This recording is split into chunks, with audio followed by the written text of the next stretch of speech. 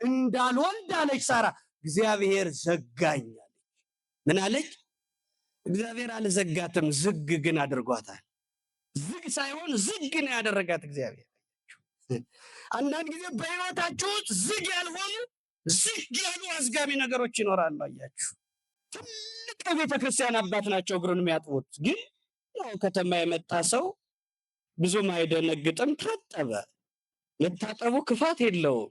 የትዕግስት እጦት፣ የመረጋጋት ችግር፣ የተስፋ መቀጨጭ ምን ያክል የህይወታችን መስመሮች እንደሚያበላሻቸው ተመልከቱ። ሳራ ምን አለች? በቃ በእግዚአብሔር ተስፋ ቆረጠች ሳራ። ወዳጅ ምንም ቢሆን አይከዳም አትበለው፣ ስትያዝ ይከዳል። ሰው የጴጥሮስ ልጅ ነው። ጴጥሮስ ከነቀያፋ ምድጃ ሆኖ ክርስቶስ ሲያዝ ሰውየውን አላውቀውም ብሏል። ሰው የጴጥሮስ ልጅ ነው። መከራውን ስንገባ ይክዳል። መልክ ሲጠወልግ ይለወጣል። ሰው ወዳጅ ጓደኛ የሚባለው ተራ ጠባቂ እንጂ ቋሚ አይደለም። ቋሚ ወዳጅ እግዚአብሔር ብቻ ነው። ገና የመሰለው ሶሻል ሚዲያው ያጠቃቀም ችግር ገጥሞት ህይወታችን እንደ አጋር ኮብልሏል፣ አኮብልሎታል።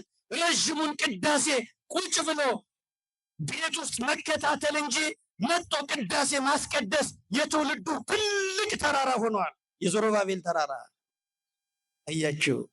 ቅዳሴውን አገልግሎቱን ቤት ላይ መሳተፍ ከቻልኩ ብለን አሻንጉሊት ታቅፈን ቤት ውስጥ ቁጭ ብለን ሰንበትን ያሳለፍን ሰዎች ታዛቢ ይቁጠረን፣ ታዛቢ ይቁጠረን። መድከም አይፈልግም። አገልግሎት ግን መስዋዕትነት ይፈልጋል ወገኖቼ።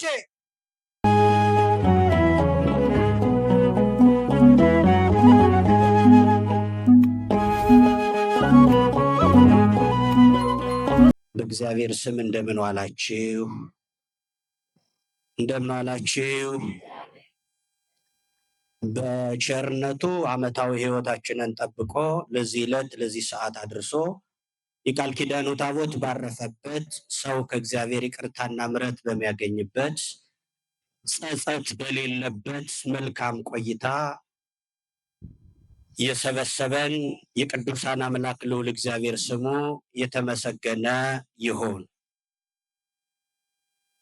የምንነጋገርበት የትምህርታችን መሪ ቃል ወይንም ርዕሳችን ኤልሻዳይ ነኝ በሚል ርዕስ ነው ምንማማረው ዛሬ። ኤልሻዳይ ነኝ በሉ። ወንዶችም ሴቶችም ድምፃችሁን ጮክ አድርጋችሁ ሁላችሁም በልዑል አምላክ በእግዚአብሔር ስም ታዘዙ። እኔ ኤልሻዳይ ነኝ በሉ ሁላችሁም። ቁጥራችሁ ብዙ ነው፣ ድምፃችሁ ግን ዝቅ ያለ ነው። በደንብ ምስክርነት ስጡ። እኔ ኤልሻዳይ ነኝ በሉ። በኦሪት ዘፍጥረት ምዕራፍ 17 ቁጥር 1 ጀምራችሁ ስታነቡ ይህን ቃል ታገኛላችሁ። በዚህ መንፈሳዊ የእግዚአብሔር ቃል መነሻነት ቃሉን ባለን ደቂቃ ውስጥ በሚያልፈው ደቂቃ ዘላለማዊውን ሕይወት ማየት የምንችልበት ጊዜ ነው እና ሁላችሁም የቤተ ክርስቲያንን በተለይም የዚችን ታላቅ ገዳም ጥሪ በማክበር መንፈሳዊ ግዴታችሁን በመወጣት ከብዙ መንጋ ተለይታችሁ በዚህ ሰዓት የተገኛችሁ እንደ ብሉይ ኪዳን መስዋዕት ውድ የሆነውን ጊዜያችሁ የሚቃጠል መስዋዕት አድርጋችሁ ያቀረባችሁ ደስ ሊላችሁ ይገባል። ታዲያ በዚህ ሰዓት እግረ መንገዳችን የቤተ ክርስቲያንን የገዳማችንን ማንነት በማሰብ የቅርብ ልጅ ሆኖ ከፊት በመሰለፍ መልካሙን ነገር በማድረግ መሪ በመሆን በዚህ ቀን በመገኘት መልካም የሆነውን የእግዚአብሔርን ቃልም በመስማት ካለንበት የሕይወት ውጣ ውረድ በመጽሐፍ ቅዱስ ሐሳብ ለመቃኘት፣ ለመመራት፣ ለመማር ፈቃደኛ ሆናችሁ ስለተሰበሰባችሁ በእግዚአብሔር ስም እያመሰገን ዛሬ ባለን ቆይታ የምንነጋገርበት ርዕስ ኤልሻዳይ ነኝ። እስኪ ቃሉን ድገሙት። ኤልሻዳይ ነኝ በሚል ርዕስ እንማማራለን። አምላካችን እግዚአብሔር እንደ ሰነፍ ደብተር በኃጢአት የተለቀለቀውን ሕይወታችን በጽድቅ እንዲያጥብልን መልካም ፈቃዱ ይሁንልን። እንደምታውቁት መርከብ የሚሄደው በውሃ ላይ ነው እንጂ በውሃ ውስጥ አይደለም። መርከብ የሚሄደው በደም ስሙ መርከብ የሚጓዘው በውሃ ውስጥ አይደለም፣ በውሃ ላይ ነው የሚጓዘው። እኛ የምንኖረው ባህር ተብላ በተመሰለች ዓለም ላይ ነው የምንኖረው። በዚህ ዓለም ላይ ስንኖር ነገር ግን ልክ እንደዚች በባህር ላይ እንደምትጓዘው መርከብ እንጂ ባህር ውስጥ ለውስጥ በዓለም ላይ ውስጥ ለውስጥ ሄዶ በመስመጥ መጓዝ እንደማይቻል ሕይወታችን በማሰብ ነው የምንቀጥለው። መርከቧን እያሰባችሁ ዓለምን እያሰባችሁ የእናንተን ሕይወትም እያሰባችሁ መርከቧ በባህሩ ውስጥ ሳይሆን በባህሩ ላይ ነውና የምትሄደው። እኛም ደግሞ በዓለም ላይ ስንኖር በዓለም መኖር እንጂ በዓለም ውስጥ ገብተን እንደጨሟምተን እንዳንጠፋ የእግዚአብሔር ቃል እንደሚያስፈልግ ሁላችሁም ታሳቢ በማድረግ ይህን ቃል መማር እንድንችል እኔ ቁሜ እናንተ ቁጭ ብላችሁ አምላካችን እንዲያስተምረን መልካም ፈቃዱ ይሁንልን። ታሪኩ እንደምታውቁት የአብርሃም ቤተሰብ ታሪክ ነው። የአብርሃም ቤተሰብ ታሪክ ነው በዛሬው የምንመለከተው። በነገራችን ላይ በጆሮ የጠገባችሁት ያወቃችሁት የሚመስል ነገር ግን ድፍን ዓለም ላይ ያለውን እውነት ቁልጭ አድርጎ አፍጥጦ ማሳየት የሚችል የእግዚአብሔር ቃል የተቀመጠበት ቅዱስ ቃል ይሄ ቃል ነው። ምድርን ከተፈጥሮ ጀምሮ እስከ ፍጻሜዋ ድረስ በመዳፉ ላይ አስቀምጦ ኤልሻዳይነቱን ያረጋገጠላት ልዑል አምላክ እግዚአብሔር ዛሬ በዚህ ምሽት፣ በዚህ ሰዓት፣ በዚህ ቀን በእያንዳንዳችን የህይወት ውጣ ውረድ ውስጥ የሚያስተላልፍልን መልእክት አለ። እሱም የትምህርታችን ርዕስ ኤልሻዳይ ነኝ። በእግዚአብሔር ስም ድምፃችሁን ከፍ አድርጋችሁ ድገሙት። ኤልሻዳይ ነኝ በሉ። ኤልሻዳይ ነኝ ማለት ያው ኤልሻዳይ ሁሉን ቻይ ማለት ነው። ኤልሻዳይ ሁሉን ቻይ ነኝ፣ ሁሉን ማድረግ እችላለሁ። በሕይወታችን ውስጥ ያዘንበት የተከዝንበት ብዙ ጉልበት ያወጣንበት ነገር ሁሉ እንደ እግዚአብሔር ግን ቀላል ሆኖ መፍትሄ የሚያገኝበት፣ በተለይ በሃይማኖታችን ጸንተን ስንኖር ክርስቲያን ነኝ ማለት ኢትዮጵያዊ ነኝ እንደማለት ቀላል እንዳልሆነ፣ ክርስቲያን ነኝ ማለት ኢትዮጵያዊ ነኝ እንደማለት ቀላል እንዳልሆነ፣ በጣም ትልቁ የክርስትና ምዕራፍ እንደሆነ የምናይበት ህይወት ነው። ክርስቲያኖች ለውጥ የምንፈልግበት ይሄ አንድ ጉባኤ በጣም ብዙ ሰው ይለውጣል። ብዙ ሰው ይለውጣል ብለን የምንናገረው እግዚአብሔርን ታሳቢ በማድረግ ነው። ይገርማችኋል፣ አንድ ሰዓት ጨርሰን ልንናገር እንችላለን። እግዚአብሔር ግን የጨረስነውን ድፍኑን አንዱን ሰዓት ላይ ይጠቀመው ይችላል። አንድን ሰው ለመለወጥ እግዚአብሔር የሚጠቀመው አንዱን ቃል ብቻ ሊሆን ይችላል። ረዥም ሰዓት ስንናገር ከረዥሙ ሰዓት ከብዙ የቃላት ንግግር መካከል አንዱን ምክንያት አድርጎ ምናልባት ወደ ጆሮአችን ያለፈውን ወደ ልባችን ቢያፈሰው በመማፀን ነው ክርስቲያኖች። ስለዚህ ወገኖቼ አንድ ታሪክ ነግሬያችሁ ልለፍ። በታሪክ ውስጥ የሚነገረው ነገር ሁሉ እያንዳንዱ በመጽሐፍ ቅዱስ ውስጥ የተጻፉ ክፉ ሰዎችም አሉ። የክፉ ሰዎች ታሪክ አለ፣ የደጋግ ሰዎች ታሪክ አለ። ያንን ግን ቁም ነገር አድርጎ ለሚያነብ ሰው፣ በትኩረት ሰጥቶ ለሚያነብ ሰው በጣም ሰፊ የሆነ ወደኛ እያንዳንዱ ነገር ክፉ ሰዎች በመጽሐፍ ቅዱስ ተጽፈዋል። የደጋግ ሰዎች ታሪክ አለ። ተጨምቆ ግን ተደምሮ ተቀንሶ ውጤቱ የነዚህ ሰዎች ታሪክ የኛን ህይወት መዳሰስ እንጂ ከዚህ በፊት የነበሩ የነ አብርሃምን የነ ሳራን የሌሎችን የደጋግ ሰዎች ታሪክ ተርኮ ማለፍ አይደለም። የትምህርቱ መሰረታዊ ጭብጥ እሱ አይደለም ወገኖቼ፣ እሱ አይደለም። እንዲህ ይባላል፣ አንድ ደብረ ሊባኖስ የገባ አንድ እንግዳ እንዲህ ያደረጋሉ። እንደምን አላችሁ? አንድ ደብረ ሊባኖስ የገባ እንግዳ የገዳሙን ስርዓት አያውቅምና እንዲህ ያደረገ ይባላል። ገዳም እንደገባ በገዳሙ ስርዓት እግሩን አጠቡትና እግሩን ሰዶ ታጥቦ ትልቅ ቤተክርስቲያን አባት ናቸው እግሩን የሚያጥቡት። ግን ያው ከተማ የመጣ ሰው ብዙም አይደነግጥም። ታጠበ። መታጠቡ ክፋት የለውም። እግሩን ታጥቦ ሲጨርስ ቦታ ሰጡትና ገዳሙ ውስጥ ባቄላ ነው እንጂ እንጀራ ምግብ የጣፈጠ ምግብ ወጥ የለም ገዳም ላይ። ስለዚህ ባቄላ ሰጡት። ባቄላው ደግሞ በገዳሙ ስርዓት ሳይጠረጠር ነው የሚበላው። ይህም ሌላ የእናንተን ድካም ለመቀነስ መጠርጠር ማለት ምን ማለት ነው? እየፈለፈሉ ልብ ልቡን መብላት ማለት። አዎ በከተማ ቅንጦት በተለይ የጠገበ ሰው ሲበላ ለሁሉም አቃቂር እያወጣ ይበላል፣ ይመርጣል። ባቄላም ከሆነ እየሰነጠቀ ልብልቧን ልምልሟን ነው የሚበላው። ገዳም እንደገባ ረስቶታል። የገዳሙን ስርዓት አያውቀውም። ስለዚህ ምን ያደርጋል ይህ ሰው?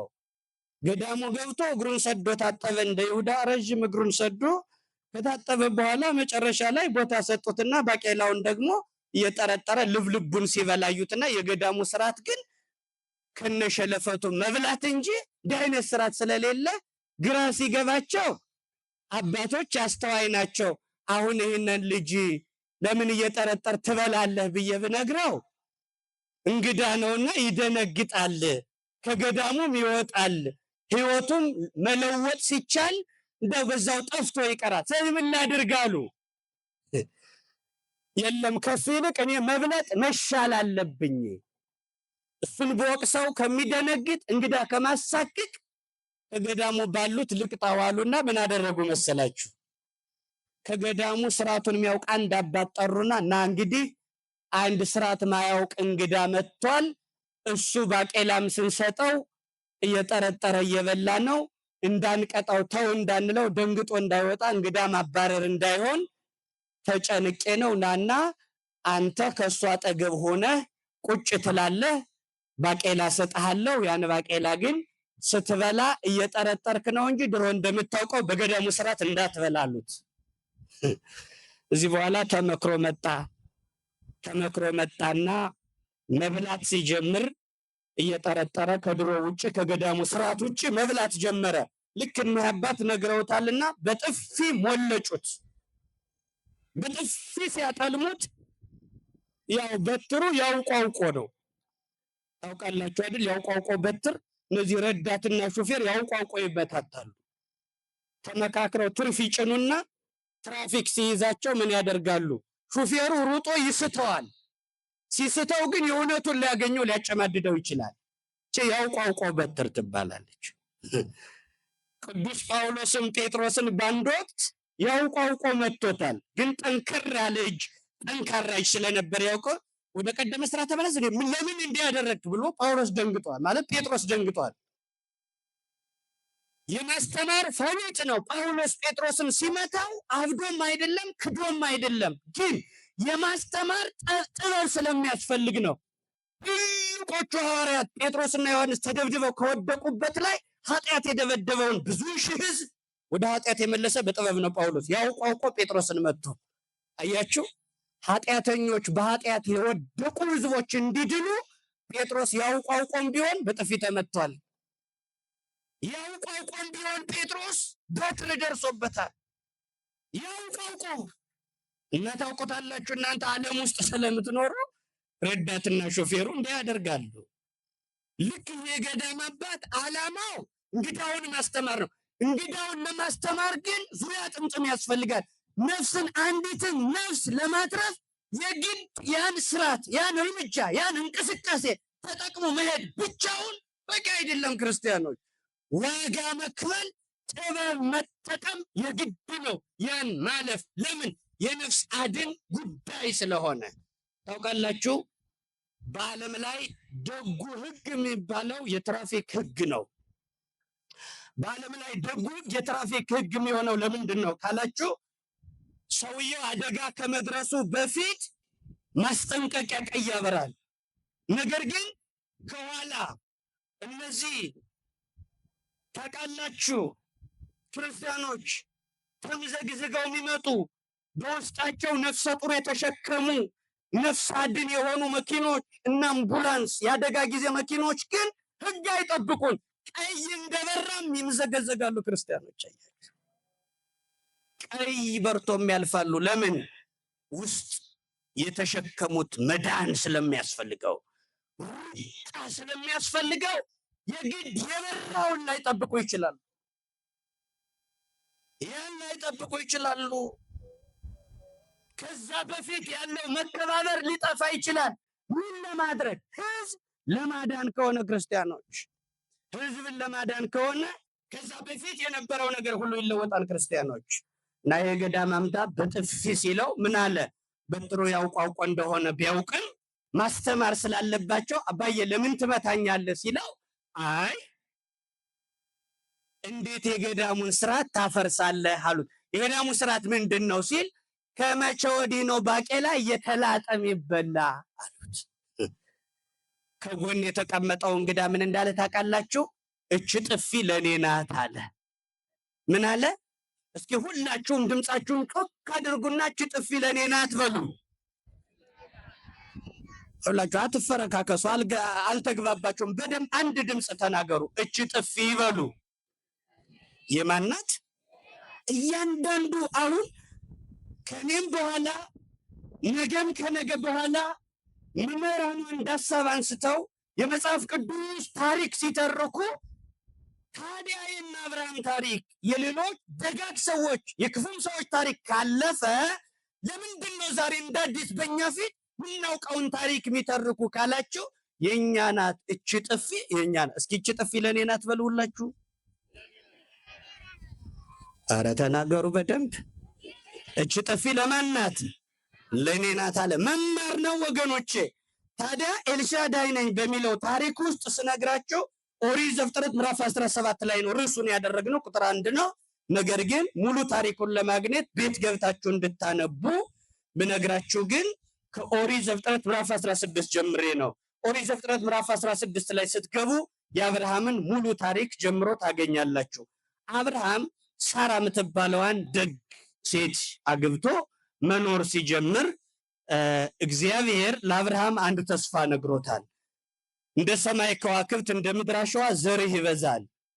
እንደምን አልኳችሁ? በሉ አንድ ጊዜ ምስክርነት ስጡ። እንደ ሰማይ ከዋክብትና እንደ ምድር አሸዋ ምንህ ይበዛል? ዘርህ ይበዛል ብሎ እግዚአብሔር በጠራራው ሌሊት ለአብርሃም አናገረው። ይህን ቃል ካናገረው በኋላ አብርሃም ዘሬ ምድርን ያለብሳታል፣ እንደ ሰማይ ከዋክብት እንደ ምድር አሸዋ ምድርን መሙላት ሚችል እግዚአብሔር በቃሉ መታመን የሌለበት ማያደርገውን የማይናገር የተናገረውን ማያስቀር ልዑል አምላክ ነግሮኛል ብሎ ደስ ብሎ እፎይ ብሎ አብርሃም ከቤቱ ተኛ። ይህን ተስፋ ተሸክሞ የአብርሃም ዘር የአብርሃም ጉልበት ከምድር ከዋክብት ከሰማይ ከዋክብት ከምድር አሸዋ እንደሚበዛ ይህንን አውቆ አብርሃም ተቀምጦ ሳራን አግብቶ ሲኖር ግን ቢባል ሳራ አልወልዳለች። አብርሃም ይህን ተስፋ ስንት ዓመት ጠበቀው መሰላችሁ? 10 ዓመት። ስንት ዓመት? መልሱ በደም ዝምላችሁ። አቤት 10 ዓመት ልጅ ትወልዳለህ። ያውም ሰማይን ጠቅሶ ምድርን ጠቅሶ ከዋክብትን ጠቅሶ አሸዋን ጠቅሶ ከተናገረ በኋላ ሚስት አግብቶ ቢባል ሳራ አልወልዳለች። አብርሃም ባለበት እንደጸና ሳራ ግን ምን አለች? አብርሃምን አንድ ቀን ላማክረው አለች። አብርሃም አለች። አቤት አላት። እንደ ሰማይ ከዋክብት እንደ ምድር አሸዋ ትበዛላችሁ ተብለን ነበር። ባየው እግዚአብሔር ዘገየ። የኔ ዕድሜ ስቆጥረው 76 ዓመት ሞላው፣ ያንተም ዕድሜ 86 ዓመት ሆነው። የአብርሃም ዕድሜ ስንት ዓመት? የሳራ ዕድሜ ስንት ዓመት ሆነው? 76። የአብርሃም 86 ሞላው። ከዚህ በኋላ ደማችን ደረቀ፣ ልጅ መውለድ አንችልም። ልማደ አንስት የሚባለው በሴቶች አለ የመውለድ ስራ ተቋረጠ። ስለዚህ አብርሃም አሁን ጨርሰን በነፍስ በስጋ ሳንጠፋ ማሰብ መቻል አለብን። እንዳልወልድ አለች ሳራ። እግዚአብሔር ዘጋኝ አለች። ምን አለች? እግዚአብሔር አልዘጋትም፣ ዝግ ግን አድርጓታል። ዝግ ሳይሆን ዝግ ነው ያደረጋት እግዚአብሔር። አንዳንድ ጊዜ በሕይወታችሁ ውስጥ ዝግ ያልሆኑ ዝግ ያሉ አዝጋሚ ነገሮች ይኖራሉ። አያችሁ፣ ይህን ነው እቺ ጥፊ ለእኔ ናት በሉ እስኪ ሁላችሁም። በሕይወታችሁ ልጅ የዘገየባችሁ፣ በሕይወታችሁ ትዳር የዘገየባችሁ፣ በሕይወታችሁ ጓደኝነት እናንተ እንዳሰባችሁት ያልሄደላችሁ ሁሉ፣ ዝግ ያለባችሁ ሁሉ ነገር፣ ያሰባችሁት ነገር አእምሯችሁ ፈጥኖ ነገሩ ዝግ ያለ ቢመስልም በተለይ ከእግዚአብሔር አንጻር ስትመለከቱት አባቶቻችን ሲናገሩ ምን ይላሉ? እግዚአብሔር ዘግይቶ ቢነሳም ሳይመሽ ይደርሳል። እስኪ በሉ እግዚአብሔር ዘግይቶ ቢነሳም በሉ ሳይመሽ ይደርሳል። ሳይመሽ ይደርሳል። ዘግይቶ መነሳት ማለት ምን ማለት ነው? እድሜያችን እስኪያልቅ ድረስ ሊዘገይ ይችላል። እግዚአብሔር ሊዘገይ እንጂ ላይዘጋን ግን ይችላል። መድኃኒዓለም ዝግ አለ የሚባለውን ነገር እግዚአብሔር ዝግ አደረገ የሚለው ዘጋኝ አለች ሳራ። እግዚአብሔር እንዳልወልድ ዘጋኝ አለ። በኋላ እኮ ወልዳለች። አሁን በዚህ እኮ ነው የምታውቁት። እግዚአብሔር ዝግ አለችው፣ ዝግ ብላ ተረጎመችው። በሕይወታቸው ውስጥ ጊዜም ይጠብቋሉ። በተለይ እኛ ሂደን እኛ የእኛን ጉልበት፣ የእኛን ኃይል፣ የእኛን ውበት፣ የእኛን አቅም አሟጠን ጨርሰን በቃኝ ይህን ነገር ከዚህ በኋላ ተመልሼ ማሰብ አልፈልግም ማለት ስንጀምር እግዚአብሔር ጣልቃ ይገባና ስራ ይጀምራል። እንደ ሳራ የደረቁ ማይጸኖች ይለመልማሉ። ወገኖቼ እግዚአብሔር ዘጋኝ። መጽሐፍ ቅዱስን ገልጣችሁ ስታነቡት እጅግ ያሳዝናል። ሳራ ምን አለች? እንዳልወልድ እግዚአብሔር ዘጋኝ አለች። 4 ነጥብ ጠቅጥቃ ነው የተናገረች። ዘጋኝ እንዳልወልድ። ስለዚህ ምን ላደርግ አላት አብርሃም። አለችን ሰራተኛ አጋር ምትባል፣ እሷን ፈቅጄላለሁ፣ ከሷ ውለድና ልጁ ለኔ ይባላል አለች ሳራ። ቸኮለች ሳራ። የአብርሃም ትዳር፣ ያ መመራረቂያ የሆነው የአብርሃም ትዳር ጥያቄ ምልክት ውስጥ ሊገባ ነው ወገኖቼ። በሳራ ችኩልነት በሕይወታችሁ ውስጥ የትዕግስት እጦት፣ የመረጋጋት ችግር፣ የተስፋ መቀጨጭ ምን ያክል የሕይወታችን መስመሮች እንደሚያበላሻቸው ተመልከቱ። ሳራ ምን አለች? በቃ በእግዚአብሔር ተስፋ ቆረጠች ሳራ። እግዚአብሔር ዘጋኝ አለች። አብርሃም ምን አላት? ውለድ ስትለው እሷን ማሳዘን ተገቢ እንዳልሆነ አየና ከግብፅ በመጣች ሰራተኛ አጋርን ወስዶ በፈቃዷ ከአጋር ወንድ ልጅ ተጸነሰ፣ ይስማኤል ተወለደ። ይስማኤል ማለት እግዚአብሔር ሰማኝ፣ ይስማኤል ተወለደ። በሳራ ችኩልነት ከአብርሃም ቤት ሌላ ዘር እንደ ከዋክብት ያለ ዘር ነግሮት ነበር። አሁን ግን የሰማዩ ዘር ዘግይቶ የምድሩ ያሸዋው ምልክት መጣ። ያሸዋው ምልክት እንደ ሰማይ ከዋክብት እንደ ምድር አሸዋ ነበር ያለው። ከሳራ ችኩልነት የተነሳ የሳራ ችኩልነት የሰማይ ከዋክብትን አዘግይቶ የምድር አሸዋዎች ምልክት የሆነው ይስማኤል መጣ። ይስማኤል ተወለደ። አጋር ከመውለዷ በፊት ግን አጋር እንደጸነሰች ባየች ጊዜ ምን እንዳለች ታውቃላችሁ? አጋር በሳራ ፈቃድ ልጅ እንደጸነሰች ስታውቅ የፈሰሰ ውሃ ደፋ ቀና ብላ ብታነሳ የሳራ አገልጋይ አጋር ጥጋብ ተሰማት። እመቤት መጫወት ጀመረች። ምን አለች? ሳራ እንደጸነሰች አየችና ስታዘዛት እንደ ድሮ አልሆንላት አለች። እንጨት ሰብረሽ ውሃ ቀድተሽ አቃብኝ ስትላት ምን ትላለች? እኔ ትላለች አጋር። እዚህ በኋላ እመቤት የሆነች ማናት? በሞቴ ንገሩኝ። ሳራ ናት? አጋር ናት? ከአብርሃም ዘር የቋጠረች አጋር ናት። ከአብርሃም ዘር የጸነሰች አጋር ናት። አሁን ወደ እመቤትነት ስሌቱ ሲጠና ወደ አጋር መጣ። አብርሃም ምንም ቢሆን ከአጋር ልጅ እንደሰጠው ሲያውቅ በሰውኛው ምን አሰበ? ምናልባት እንደ ሰማይ ከዋክብት እንደ ምድር አሸዋ ዘርህን አበዛዋለሁ ያለኝ በሳራ በኩል አይደለም ማለት ነው፣ በዚህኛዋ በኩል ማለት ነው ሚል ሐሳብ እንደ ሰውኛ ብልጭ አለ በአብርሃም ላይ። አጋር ወንድ ልጅ ቋጥራ ለሳራ ልታዘዛለች። እንጨት ሰብሮ ውሃ ቀድቶ መስጠት ከዚህ በኋላ በትክክለኛው ፍርድ ከሆነ አንቺ እንጂ መታዘዝ ያለብሽ እኔ አይደለው። ለምን ወልጄ ልጅ ምሰጠው ለአብርሃም እኔ እንጂ አንቺማ ሰራተኛ መሆን የሚገባሽ ቢወልዷት እንጂ ማትወልድ በቅሎ ሆነሻል። ስለዚህ ታዘኝ ስትላት አብርሃምን ተወርውራ ሄዳ ሳራ ምን አለች? በአንተ ምክንያት እገፋለሁ አለች ሳራ። እስኪ በሉ ሁላችሁም በሞቴ በሉ በአንተ ምክንያት ምን እላለሁ? አሁን ይህን ጽንሰ ሐሳብ ያመጣ ከአጋር መወለድን አብርሃም ነውን ካላችሁ በፍጹም። ነገር ግን ሰው ብስጭት ውስጥ ከገባ ሚዛኑን ይስታል ወገኖቼ። ሚዛን እንኳን ሚዛን ተብሎ ለመጠራት መንቀጥቀጥ አለበት። ሚዛንነቱን ለመጠበቅ ይንቀጠቀጣል። ሚዛን የሆነው እየተንቀጠቀጠ ነው። ችግር ውስጥ ገብታም ቢሆን እንደ ሚዛን እየተንቀጠቀጠች አብርሃምን ልትናገረው አይገባም ነበር። በአንተ ምክንያት እገፋለሁ፣ ምን አለብህ አንተ? እንግዲህ እሷ ጸንሳለች፣ እሷን መቤት አድርገህ እኔም ባሪያ ልታደርግ ነው ምለው ብስጭት መጣበት ሳራ። አብርሃምን የአብርሃምና የሳራ ቤት አጋር በመውለዷ ችግራችን ይፈታን ስትል በአጋር ጽንስ የእነ አብርሃም ቤት ክፉ የሆነ ነገር ወደቀበት። አጋር ናቀቻት፣ ተቃለለቻት፣ አልታዘዝ አለቻት። ሳራ ስትበሳጭ ግን አብርሃም ምን አላት? ባሪያሽ ናት፣ ዛሬም ባሪያሽ ናት፣ ዛሬም አገልጋይ ናት። ስለዚህ አጋርን አለ እንደፈለግሽ ማድረግ ትችያለሽ፣ በእጅሽ ናት አላት። ስለዚህ በዚህ ሰዓት ምን አለች? ተቆጣቻት፣ ገሰጸቻት፣ አበሳጫቻት። እንደ ጦር የሚወጋ ባሽሙር ስትወጋት ከቤት ወጣ፣ መሰደድን መረጠች። የሳራ ምላስ ጅራፍ ሆኖ ለበለባት፣ እንደ ሳማ የሚለበልብ እንደ ጦር የሚወጋ ሽሙጥ ጀመረች ሳራ።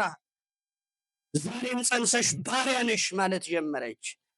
ቤቷን ለቃ እንድትሄድ ተገደደች። አያችሁ፣ ናቀቻት ይላል መጽሐፍ ቅዱሱን ስታነቡት። ግን በጣም የሚያሳዝነው ክፍል ምን ይላል መሰላችሁ? አጋርም ከአብርሃም ልጅ እንደጸነሰች ባየች ጊዜ በእመቤቷ ላይ ኮበለለች። ሳራ ናቀቻት ይላል። ናቀቻት። ወርቅ ላበደረ ጠጠር በችኩልነቷ ትዕግስት በማጣቷ ትዳሯን አሳልፋ የሰጠች ሳራ ችግር ውስጥ ገባች ወገኖቼ፣ ችግር ውስጥ ገባች። ማን? ሳራ። አብርሃም እንደው ከሁሉም ሳትሆን ቀረች ወገኖቼ፣ ከሁሉም ሳትቀን ቀረች። ወይ ከአጋር አልሆነች፣ ወይ ከአብርሃም አልሆነች፣ ወይ ልጁ በአጋር ምክንያት ተወልዶ ልጅ አላቀፈች። መካከል ላይ የሌሊት ወፍ ሆነች ሳራ። የሌሊት ወፍ ታውቃላችሁ? የሌሊት ወፍ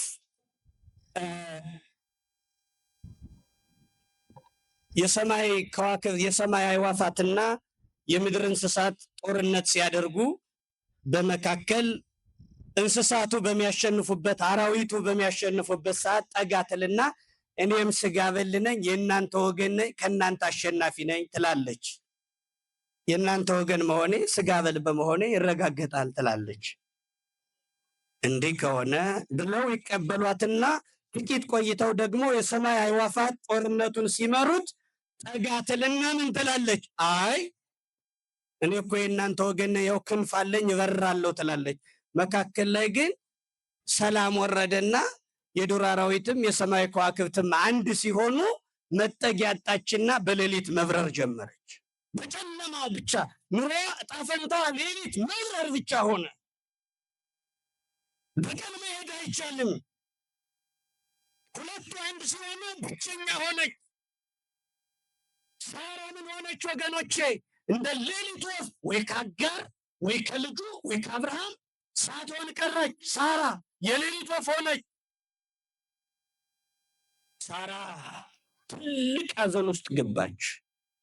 ትልቅ ሐዘን ውስጥ።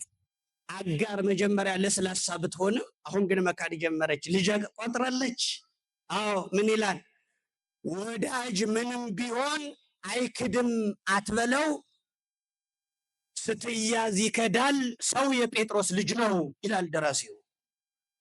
ገጣሚው ወዳጅ ምንም ቢሆን አይከዳም አትበለው፣ ስትያዝ ይከዳል፣ ሰው የጴጥሮስ ልጅ ነው። ጴጥሮስ ከነቀያፋ ምድጃ ሆኖ ክርስቶስ ሲያዝ ሰውየውን አላውቀውም ብሏል። ሰው የጴጥሮስ ልጅ ነው። መከራውን ስንገባ ይክዳል። መልክ ሲጠወልግ ይለወጣል። ሰው ወዳጅ ጓደኛ የሚባለው ተራ ጠባቂ እንጂ ቋሚ አይደለም። ቋሚ ወዳጅ እግዚአብሔር ብቻ ነው። እግዚአብሔርን እንደ ሳራ በችኩልነት ከማጣት መድኃኔዓለም ይሰውረን። አጋረረቻት፣ ወጣ ሄደች። አሁን ሳራ ግን ምን ማለት የአጋር ሙከራ ትዳሯን መፈንቀል ነበር። ሳራን እንደ ማርያም እሷን እንደ እመቤት ማድረግ ነበር። አያችሁ፣ እንዲህ ይሆናል። ያው ውሽማ ከቤቴ ውጭ ብሏል አሉ ተሳስቶ። ባለቤት ግን ሴትዮዋ ናት። አይ መውጣት ከመጣማ ምትወጣ አንተ ነህ ስትለው ለካ ምን ነኝ መወጣ አላሉ።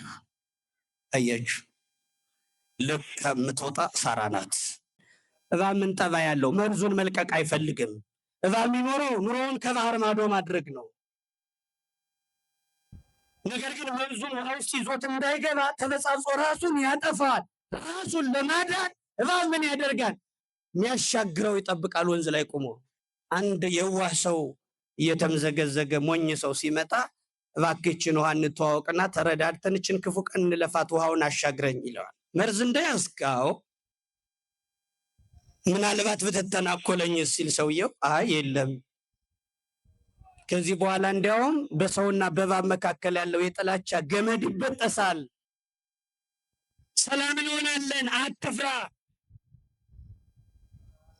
መሻገር እፈልጋለሁ ሲለው ከዚህ በኋላ እግርን እባብ ይነካዋል ተብሎ አይታሰብም ሲለው ለዘላለም በታሪክ ለውጥ ለማድረግ እባብ እንደማይነድፈው ቃል እንደገባለት አወቀና ሰውየው በልብሱ ጠምጥሞ በራሱ ላይ አድርጎ ይህን እባብ ማሻገር ጀመረ። እባቡም ጠባዩን አሳምሮ ሽክፍ ብሎ ወንዙን ተሻገረ። ተሻግረው የብስ ላይ ሲደርሱ ግን በልቀጠሯችን ቃል ኪዳናችን እስከዚህ ነውና ውረድ ሲለው አልወርድም አለ። ለምን ሲለው ተስማምቶኛል አለ። አዎ ውረድ ቃል ኪዳናችን እስኪ ነው። አይ ቃል ኪዳናችን እስከዚህ ቢሆንም እስከተመቸኝ መውረድ አልችልም፣ ቀጥል ዝም ብላለሁ። ተሸክመኝ ተኛ፣ ተሸክመኝ ይኖራል። አዎ በጣም ክፉ ሰዎች አሉ። ቀስ ብለው ገብተው ካህናታችን መውረድም አይፈልጉ ቢጫ ውባዎች፣ በጣም ክፉ ሰዎች አሉ።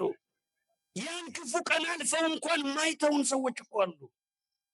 አሁንም እየተከታተሉ በቅጠል ቀዳዳ ህይወታችን እያሰቡ እየተከታተሉ የሚያሳልፏት ክፉ ሰዎች አሉ ወገኖቼ። ውረድ ሲለው አልወርድም አለ። የግድ ዳኛ ተፈለገና ወደ ዳኛ ሄዶ ሲጠየቅ ዳኛው ቀበሮ ነው። ምንድን ነው? ዳኛ ቀበሮ ነው። ቀበሮ መጣና ዳኝነቱን ስጥ ሲባል ምንድን ነው ሲል አይ ቃል ኪዳናችን እስከዚህ ነበረ፣ አሻገር ወረድ ስለው አልወርድ አለ።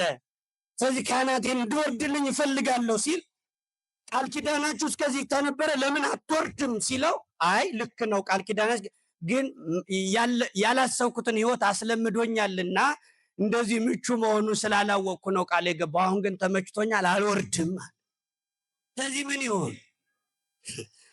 አብሬ ነው የምቀጥላለሁ አናቱ ላይ ሆኜ። በዚህ ጊዜ ዳኛ የግድ አንድ ነገር ማለት ስላለበት ምን አለ? በሉ ልክ ነው የሁለታቸውንም ችግር ሰምቻለሁ፣ ነገር ግን ምን ላድርግ አለ። በል እንግዲህ ከዳኛ ፊት ከላይና ከታች መሆን የለም፣ ሁሉም ከታች ሆኖ ፍርድ ይሰማል። ችሎት ፊት ላይ መሆን የለም አለ። ስለዚህ ላይ ያለ አናት ላይ ያለ ውረድና መፈርደውን ስማ አለ። ፍርድ ሊሰማ ከሰውየው አናት ላይ ወርዶ መሬት ላይ ሲሆን ቀበሮ ምን አለች? ዳኛ ናት። እባብ ያለ ከምድር ከእጅህ ያለ በትር፣ እባብ ያለ ከምድር። እስኪ በሉ ከእጅህ ያለ በትር በሉ። አታጉተምትሙ፣ ጮክ ብላችሁ ተናገሩ። ከእጅህ ያለ በትር በሉ። እባብ ያለው ከምድር በሉ። እባብ የት ነው ያለ? ምድር ላይ። ሰው ቀበሮዋ ባለቅኔ ናት። ምን ማለት ነው? እጅ ላይ በትር አለ፣ ጆሮውን አጨማደው ማለት ነው። ከእጅ ያለ በትር እባብ ያለ ከምድር ስትል ገባትና ቅኔው ገባውና ሰውየው እባብ ጆሮውን አለው። ተመስገን እንደዚህ አይነት ዳኞችን ምድሪቱን ያለብስልን። አያችሁ ላያችን ላይ ያሉ ነገሮች። ከዚህ በኋላ የቀበሮ ዳኝነት ማንን ፍንድቅድቅ ያደረገው? ሰውየው በጣም ደስ አለውና ያንተን ውለታ ሳልሞት መመለስ እፈልጋለሁ። ምንድነው እሱ ሲባል የለም አንድ ነገር ልስጥ ለውለታ ሲለው ምንም አልፈልግም አለ ቀበሮ። የለም አንድ ነገር እኔ ደግሞ ሳላደርግ አልቆም። ስለዚህ ና እንግዲህ የግድ ከሆነማ አንድ ጠቦት ስጠኝ አለ። ቀበሮ በጠቦት አይጨክንም። ስጠኝ እና ብሎ አስከትሎ ሄደና ከቤቱ ያን ጠቦት እንዳይሰጠው ሆዱን ብራሽ ብራሽ አለው። ደነገጠ። አሁን ይህን ሰጥቼ እንደው ባልቅ ለበል አይነት። ከዚህ በኋላ ምን አለ? ሊሰጠው ሻለና ጠቦት እንዳይሰጠው ሊከስር ሲሆን ወደ ውስጥ ገባና ቦቢ ያለ ውሻ እሱን በቆንጆ ፎጣ ገንዞ በግ ነው ብሎ እየጎተተ ይዞት መጣ። ቀበሮ ያን ዳኝነት የሰጠ ቀበሮ ጠርጣራ ነው። አወቀ፣ ጠረጠረ፣ ራቅ አለና ልቀቀው አለ። ምን በለው? አይ ያመልጣል ሲለው የለም ሩጬ ይዘዋለሁ አለ። የለም ለምን ትሯሯጣለህ? እኔ ያዝኩልህን አትቀበል ሲለው ያልደከምኩበት አይጣፍጥም አለ። አዎ ያልደከሙበት ነገር ወገኖቼ እንዲሁ አይጣፍጥም። ደክመን ካገኘነው 100 ብር ይልቅ ጥረን ካገኘነው ጥቃቅን ሳንቲም ይልቅ መንገድ ላይ ያገኘውን በሺህ የሚቆጠር ብር በደቂቃዎች የማጥፋት ስልት አለን። ለምን? ያልደከምንበት አይጣፍጥም። ደክሜ ካልሆነ አለው። ከዚህ በኋላ እንዲያም ከሆነ ብሎ ያዝቡች እንዳትለቅ ብሎ አስጠንቅቆ በቋንቋው ለቀቀው። ሰውየው ሊይዝ፣ ያም ሰው ሊያመልጥ፣ ውሻ ሊይዝ፣ ያ ሊያመልጥ ሲሮጡ ተራራ ላይ ወጣና ሰውየው ካሸነፈ በኋላ ውሻው ታች ላይ ቀርቷል። ሲመለከት ምን አለ? ለሰው ሞት አነሰው። ምን አልኳችሁ? አያችሁ፣ ወርቅ ላበደረ ጠጠር አካሏን ለሰጠች ለሳራ እንዲህ አይገባትም ነበር ወገኖቼ። ሳራ ግን ታሪኩ እንደሆነ ሳራ ተገፋች፣ ለአብርሃም ተናገረች፣ ሳራ ተባረረች፣ ከቤት ወጣ ሄደች። የእግዚአብሔር መልአክ መንገድ ላይ ቆይቶ አጋር ሆይ መንገድሽ ልክ አይደለም አላት። እስኪ መንገድሽ ልክ አይደለም በሉ። አዎ ከአብርሃም ቤት መውጣትሽ ልክ አይደለም ወገኖቼ። ኃጢአት ከአብርሃም ቤት ሁላችንን ማስወጥቶናል። ዘመናዊነት ከአብርሃማዊ እምነት ገንጥሎናል ወገኖቼ። ደህና የመሰለው ሶሻል ሚዲያው ያጠቃቀም ችግር ገጥሞት ሕይወታችን እንደ አጋር ኮብልሏል፣ አኮብልሎታል።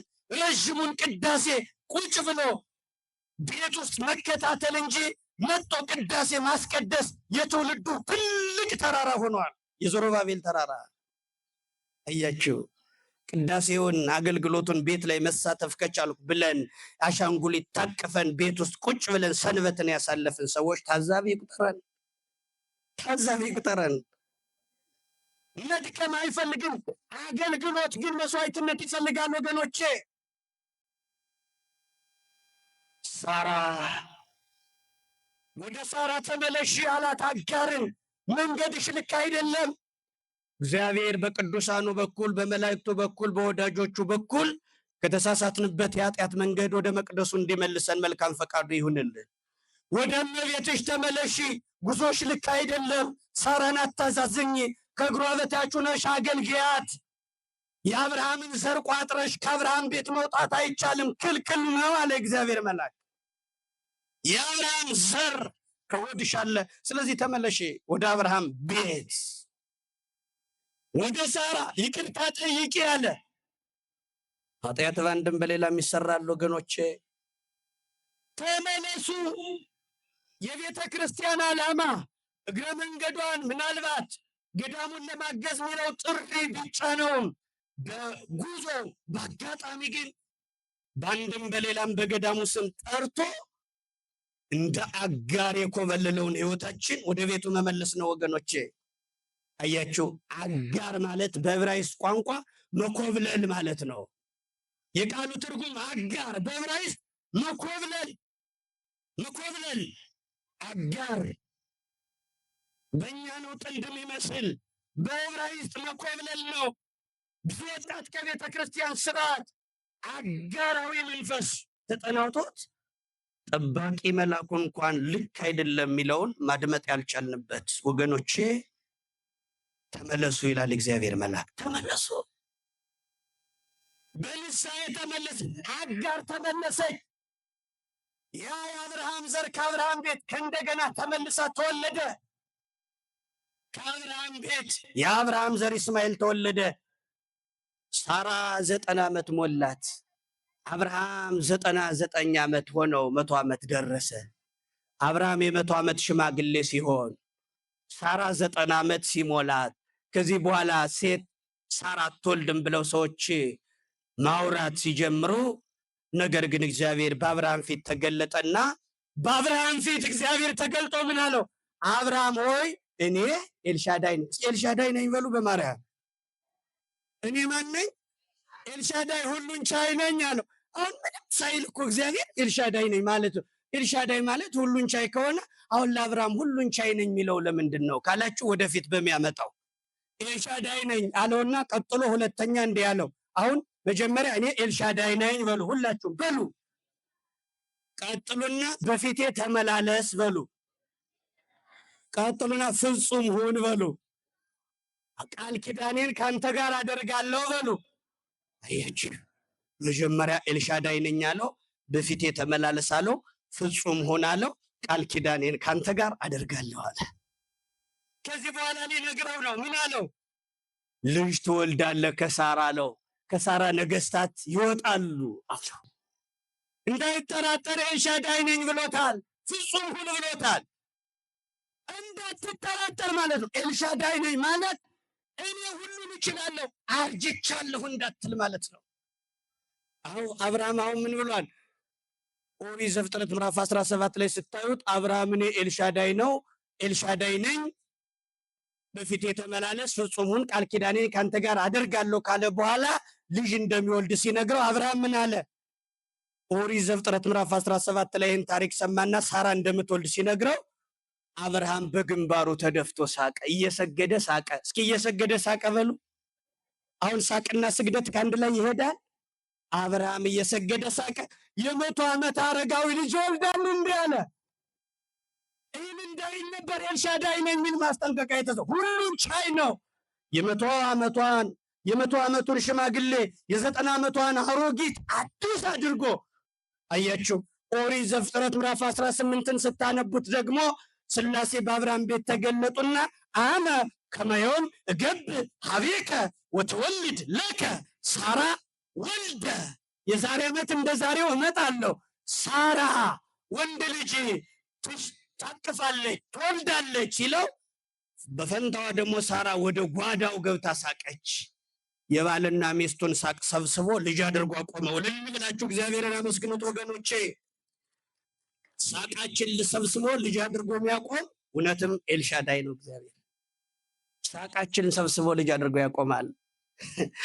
በመጽሐፈ በትንቢተ ኢሳይያስ ምዕራፍ 38ን ስታነቡ ሕዝቅያስ የተባለው ነቢይ ታመመ። እድሜው በምድር ላይ የተሰጠው ዕድሜ ያለቀና ሊሞት ሲል ኢሳይያስ ተላከና ትሞታለህ እንጂ አትተርፍምና ከወጣህበት አልጋ አትወርድምና ቤትን አስተካክል ብሎ ሲነግረው ወደ ግድግዳው ዙሮ አለቀሰ። ጸሎቱ ምንድን ነው? እድሜ ጨምርልኝ የሚል ነው። ሲያለቅስ እንባውን ግድግዳውን ሲያርሰው የሕዝቅያስ እንባ ኢሳይያስ ተመልሶ መጣና እግዚአብሔር ላከው። እድሜ ጨምሬዋለሁ 15 ዓመት አለ። 15 ዓመት ተጨምሯል አለ ኢሳይያስ ለንጉሱ መጥቶ። ምን አለ ንጉሱ? እንደው እንደሚጨምረኝ ማስረጃ ምልክቱ ምንድነው ሲለው፣ በልጥላ ወደፊት ይሄድልህ ወደኋላ ይቅደም ይዘግይልህ አለው። ጥላ 3 ሰዓት ወደፊት ከሚቀድም ካለበት የፀሐይ ተፈጥሮ ወደኋላ ከሚመለስ የትኛው ይሻላል ምረጥ ሲለው ኢሳይያስ ንጉሱ ምን አለ? ወደፊትማ መሄድ ከባድ አይደለም፣ ወደኋላ ይመለስ። እስኪ ወደኋላ ይመለስ በሉ። ወደኋላ ይመለስ አለ ንጉሱ። ለምን? አዎ ወደፊትማ እኛ ከዘገየን ወደፊት መሄዱ አይቀርም ሰዓቱ፣ ወደኋላ ግን አይመለስም። ታምር አይደለም አለ ንጉሱ። ወደኋላ አይመለስ። እኛ ከዘገየን በህይወታችን የግድ ፀሐይ አትቆምም። ሰው ቆሞ ፀሐይ አትጠብቅም። ደቂቃዎች ይዘገዘጋሉ። ስለዚህ 3 ሰዓትም ይሁን የትኛውንም ሰዓት እኔ ታምር ምለው ወደፊት ሲቀድም ሳይሆን ወደኋላ ይመለስ። ወደኋላ ከተመለሰ ምልክቱን አምነዋለሁ አለ። ፀሐይ ወደኋላዋ ትመለሳለች አለ እግዚአብሔር። መሽቶ 10 ሰዓት ሆኖ የነበረው ሰዓት በዚህ ሰው ዕድሜ ምክንያት በጠየቀው ጥያቄ ምክንያት ፀሐይ ወደኋላ ተመለሰችና የኖረውን ዕድሜ ከእንደገና አደሰችውና ምሽት የነበረው የሕዝቅያስ ምሽት ማለዳ ሆነ። እስኪ ያመስግኑት እግዚአብሔር ልብላችሁ ወገኖቼ። ሕይወታችን ማለዳ የሚያደርገው እግዚአብሔር። ትሞታለህ ተብሎ ነበረ።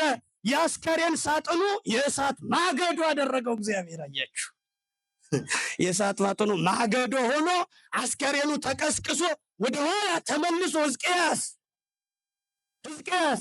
ፀሐይ የተፈጥሮ ግዴታ ወደኋላ ተንሸራተተ። አዎ የአስከሬን ሳጥኑ ማገዶ ሆነ። የቀኑ ምሽት ለሕዝቅያስ ሲባል ማለዳ ሆነ። አሁን የአብርሃም ሕይወት እንደ ሕዝቅያስ ዕድሜ ማለዳ ሆነ። 100 ዓመት ሆነኝ እያለ ኤልሳዳይነቱን ያስረሳው አሮጌነት፣ ሽምግልና የተጫጫነው ያ ክፉ ጠባይ ወደኋላ ተመልሶ የ100 ዓመቱ የአብርሃም ዕድሜ እንደ ሕዝቅያስ ዕድሜ ማለዳ አደረገው እግዚአብሔር። ኧረ አመስግኑት በማርያም። ማለዳ ሆነ ወገኖች። የሕዝቅያስ ዕድሜ ወደ ማለዳነት ተብሎ ሕይወትን ማለዳ ያደርጋል እግዚአብሔር። ኤልሻዳይ ነው። በሕይወትሽ መሸ ያልሽው ቢመሽ እንደ ሳራ አይመሽም። ቢዘገይ እንደ ሳራ እንደ አብርሃም 100 ዓመት አይሆንም። ግን እንደ ሕዝቅያስ ዕድሜ የተፈጥሮ ግዴታ ወደኋላ ተንሸራቶ ምሽቱ በሕይወታችን ውስጥ ማለዳ ይሆናል። ማለዳ ሆነ። ሳጥኑ ማገዶ ሆነ። አብርሃም አሮጌ ነው። ሳራ አሮጊት ናት። መቃብራቸውን እየተጠባበቁ የልጅ ልደት ሊያከብሩ ጉድ ማለት ጀመሩ። ለምን? ሕይወትን ማለዳ የሚያደርገው ኤልሻዳይ እኔ ነኝ ብሏልና። የአስከሬን ሳጥን ለመግዛት የሚቸኩሉት አብርሃምና ሳራ የልጅ ልብስ ለመግዛት ከተማውን ሞሉት። እግዚአብሔር ሕይወትን ማለዳ ያደርጋል።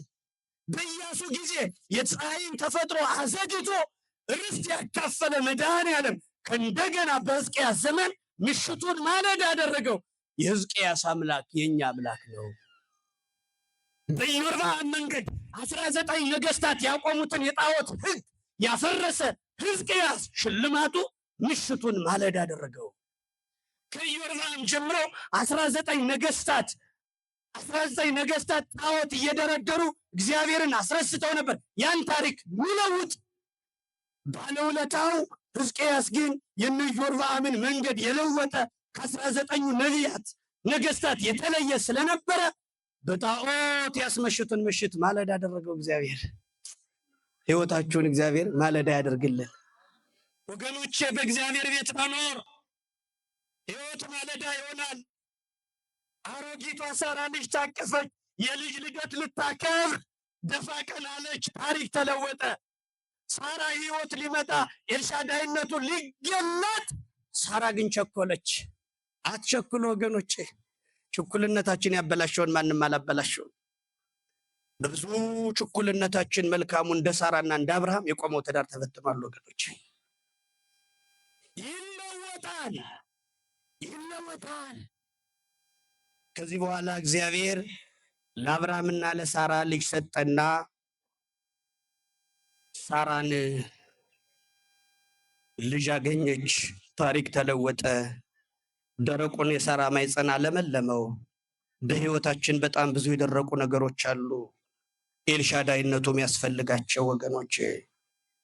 የአብርሃም ዕድሜ ተቀድሶ ታሪክ ተለውጦ ምሽቱ ማለዳ ሆኖ ሞት በሕይወት ተስተካክሎ ሌላ ታሪክ ውስጥ ገቡ። ሌላ ታሪክ ሆነ። አሁን ሳራ ሌላ ሴት ናት።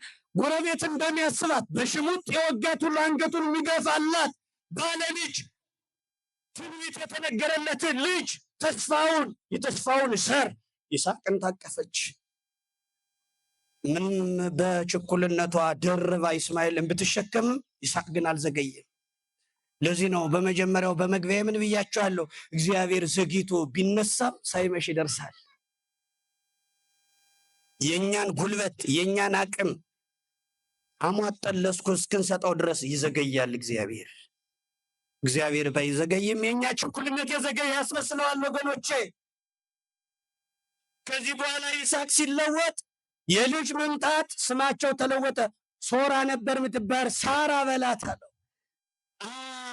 አብርሃም ነበር። አብርሃም ስማቸውን የሚያስለውጥ ፍጥረት ቤታቸው ውስጥ በቀለ። እግዚአብሔር ወደ አብርሃም ቤት ሲገባ የቤቱን ጉድለት አይቶ መጣ። እንደዚህ ዘመን እንግዳ የቴሌቪዥኑን ጥራት፣ የቤቱን ስፋትና ውበት፣ የሶፋውን መስተካከል አይቶ አይወጣም። እግዚአብሔር ቤት ውስጥ የጎደለውን አይቶ ወጣና የዛሬ ዓመት ጠብቁኛል። አያችሁ፣ በደስታ ሞላው እግዚአብሔር። ወገኖቼ ሁሉን ነገር አስተውሉ፣ እንደዋዛ እንዳታዩት። ሳራ ግን ቸኮለች። የእነ አብርሃም ያዘንተኛ የመካንነቷን ትዳር በሳቅ ሞልቶ ታሪክ ለውጦ እግዚአብሔር አሳየ። ከዚህ በኋላ አብርሃም በ100 ዓመት ያገኘው ልጁ ይስሐቅ የሚባለውን ልጁን አየውና 100 ዓመት የሆነው ሽማግሌ ይስሐቅ አደገና ድክ ድክ ድክ ማለት ሲጀምር የአብርሃም ልብም አብሮ ሕፃኑ ጋር ድክ ድክ ድክ እያለ እግዚአብሔርን እየረሳው መጣ። ከእግዚአብሔር ፍቅር ይልቅ የይስሐቅ ፍቅር በለጠበት። ምግብ ከልክ ካለፈ በሽታ ነው። ፍቅር ከልክ ካለፈ ጣዖት ነው። እግዚአብሔር ደግሞ ጣዖት የሆነብንን ነገር በሕይወታችን ይሰብራል፣ አይወደውም። እግዚአብሔር በሕይወታችሁ ውስጥ የመጀመሪያው ማን ሊሆን ይገባል? እግዚአብሔር። እስኪ እግዚአብሔር በሉ። እግዚአብሔር የመጀመሪያ ካልሆነ ሌላ ጣዖት አይፈልግም እግዚአብሔር። አብርሃም በስተርጅና አገኘና ይስሐቅን ከአምላኩ በላይ አስፈልጦ በፍቅር ነገረ ስራ ሁሉ ጸሎት የሚያስረሳ ልጅ ሆነበት። በዚህ ጊዜ እግዚአብሔር ምን አለ? ውዱ ፍቅሩ የይስሐቅ ፍቅር ከእግዚአብሔር ፍቅር እንዲበልጥ አይፈልግም። ስለዚህ ያን ጣዖት የሆነበትን የልጁን ፍቅር እግዚአብሔር ሊሰብረው ፈለገና ምን አለ? እግዚአብሔር ጣዖትን መስበር ይፈልጋል። እግዚአብሔር ምን አለ? አብርሃም ይስሐቅን ረደዋል። ወረድልኝ። እስኪ በሉ ምን በለው? ለምን? አጥብቆ ሲወደው አየ። ከእግዚአብሔር ይልቅ ይስሐቅን ማምለክ ወደ መውደድ፣ ውዱ ፍቅሩ ወደዛ ሲያድግበት ያን የምትወደውን ይስሐቅን ረደው አለ። በሕይወታችሁ ጣዖት የሆነባችሁ ነገር ካለ እግዚአብሔር ይሰብረው ዘንድ ይቸኩላል። እግዚአብሔር ይሰብረው ዘንድ እግዚአብሔር ይቸኩላል። ወገኖቼ ይሰብረው ዘንድ ይዞት ሲቀርብ ግን ምልክቱን አሳይቶ መለሰው። እግዚአብሔር የመጀመሪያ ካልሆነ በሕይወታችሁ አንደኛ ካልሆነ ችግር አለ ወገኖቼ። አንደኛ እንዲሆን እግዚአብሔር ይፈልጋል። ታውቃላችሁ፣ አንድ ሰው ቤቱን ሰርቶ 10 ክፍል ቤት ሰርቶ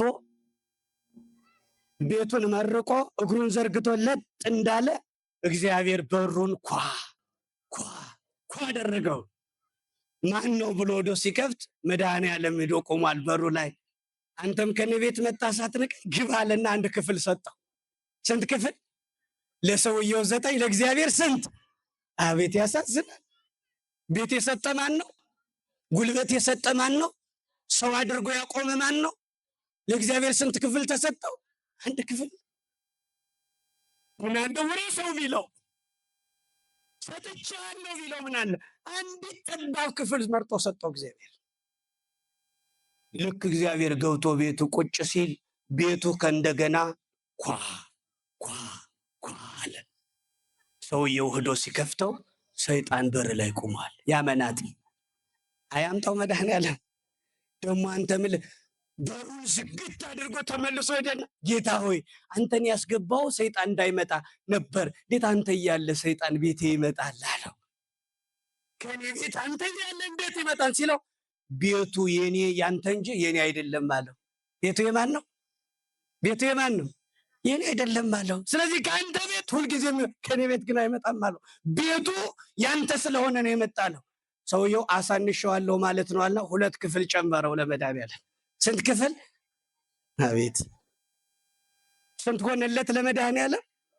አዎ ሰውየው ስንት ሆነለት? በሩ ከእንደገና ጧ ጧ ደረገ። ሰይጣን ወዶ ሲገብ ሰይጣን አሁንም እንዴት ይቆፈቆፋል ሲለው ቤቱ አሁንም ያንተ ነው አለው። መድኃኒዓለም የማን ነው? አሁንም ያንተ ነው። የማን ይበዛል? አይ ልክ ነው አለና እኩል ከፈለና 5 ተካፈለ።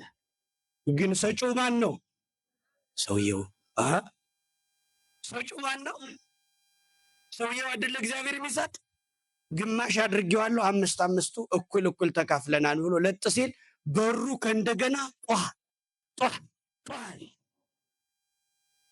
ሄዶ ሲከፍት አሁንም ያመናጤ ያለ። ክርስቶስም የመጀመሪያውን መለሰልህ። ሰውየው ረፍት ሲያጣ ምን አለ? በቃ ጨርሻለሁ። 9 ክፍል ያንተ ነው፣ ላንተ ሰጥቻለሁ፣ 1 ክፍል ለኔ ነው አለ። 9 ለማን ነው? ለማን ነው 9? ግን ቤት የሚደለድል እግዚአብሔር ነው ሰውየው ነው?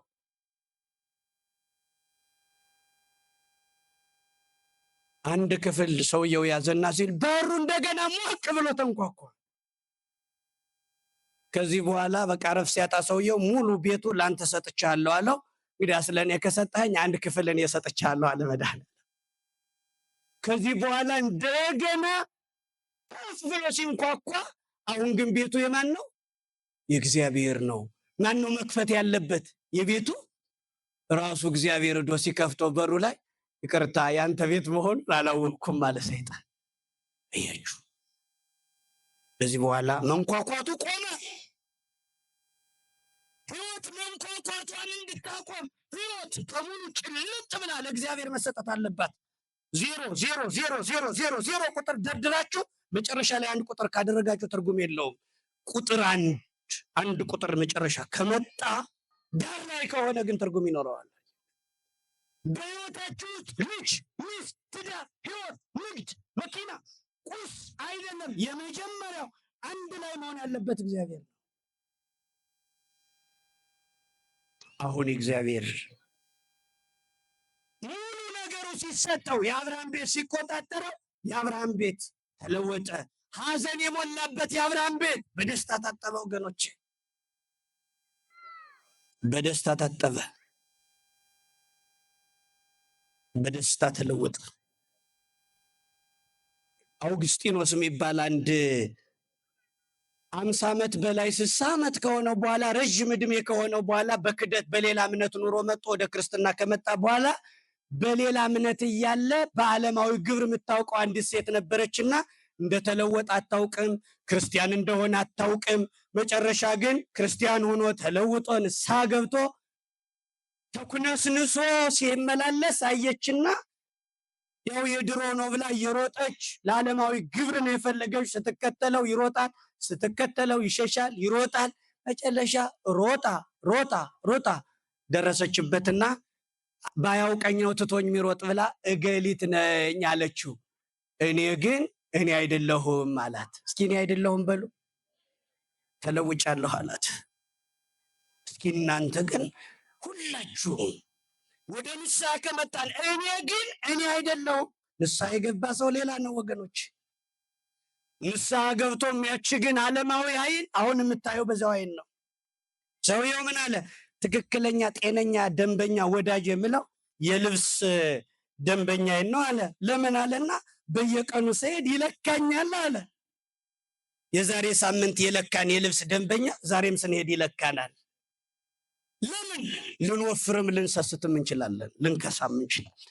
ስለዚህ እግዚአብሔር ሕይወታችን ሙቀት መንፈሳዊ ሙቀታችን ይለካል። እግዚአብሔር በትናንት ነው የኃጢአት ማንነት አይደለም። ነገር ግን ሁላችንም ተለውጠን እንደ አውግስጢኖስ ምን ማለት አለብን? እኔ አይደለሁም። ሁላችሁም በሉ እግዚአብሔር ቤተሰቦች ወገኖቼ እኔ ግን ምን አይደለሁም። ደህና ደሩ። እግዚአብሔር ይስጥልን። ስብሐት ለእግዚአብሔር። አሜን።